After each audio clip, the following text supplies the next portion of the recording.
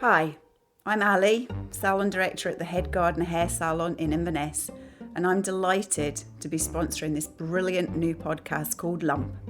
It's honest, raw, challenging, funny, and very, very sweary. But let's face it, cancer is a bit bloody sweary. One last thing, make sure you rate, like, and share Lump wherever you get your podcasts. Thanks a million, and over to Penny.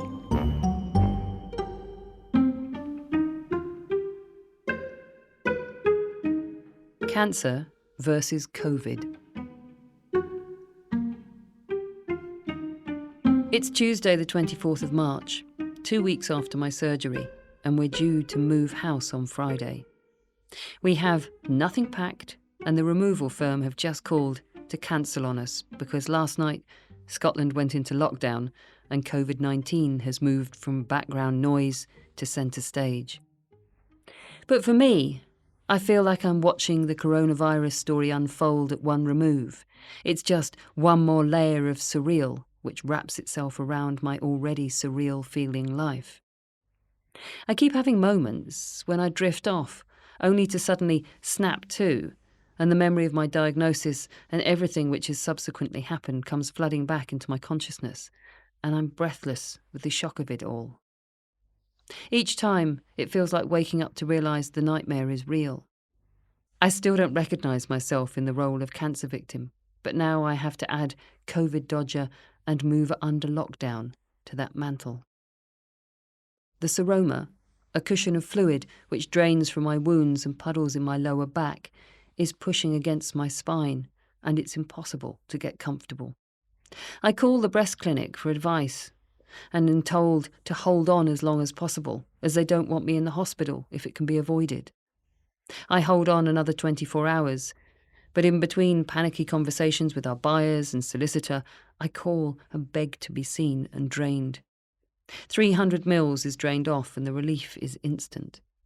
I can walk normally again, out of the clinic and into the chaos of how on earth we're going to find boxes and pack the entire house in the next 48 hours.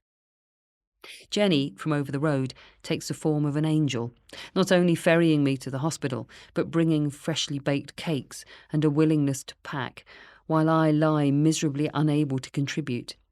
Whenever I'm left alone, I lurch into a frenzy of action, knowing I'll be barked at to behave and rest every time David or Jenny reappears. My surgeon calls, our post-op appointment having been rearranged to the phone rather than face-to-face. The post-op pathology results are in.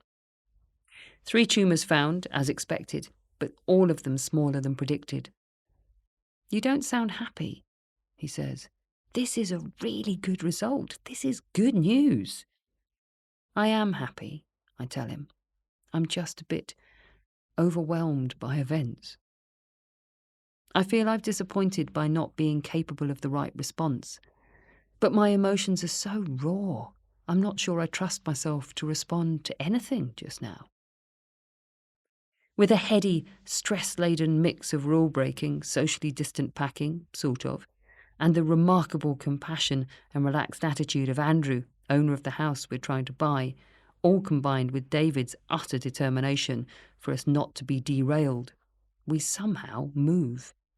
By Thursday evening, we're camped out in our soon-to-be, if we jump through enough legal hoops, new home, and my bruised and broken body has found a place to recover. Meanwhile, the COVID noose tightens all around, and I'm astonished that we managed to move, possibly one of the last house moves in Scotland. Under COVID lockdown, I increasingly find the stories of other cancer sufferers, victims, warriors, I've no idea what I am anymore, excruciating to listen to. I can't cope with the idea that some people, further back in their own cancer journey than me, will have had the pause button pressed on their treatment. The thought makes me bend double in empathetic misery. I simply can't imagine how I would have coped if I'd been one of them. I almost feel guilty for my good fortune, for how lucky we've been with my cancer. One evening, I find myself curled up with B on the sofa, and there's a plea from a cancer charity done through the story of a cancer victim, and it completely undoes me. I weep, clutching her to me while I stab blindly at my phone to donate. I seem continually caught up by what might have been and find trouble pressing the reset button. You don't have cancer anymore, I tell myself, but it doesn't stick. While everyone around me seems to be capable of celebrating my becoming cancer-free, my brain is stuck on repeat, and instead of whooping with delight, shouting, "Cancer-free, get me!"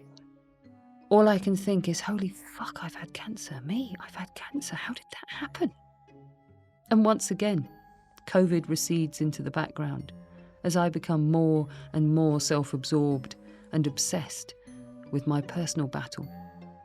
Cancer, you are still a total cunt, I mutter darkly as I limp on, licking my post-op wounds.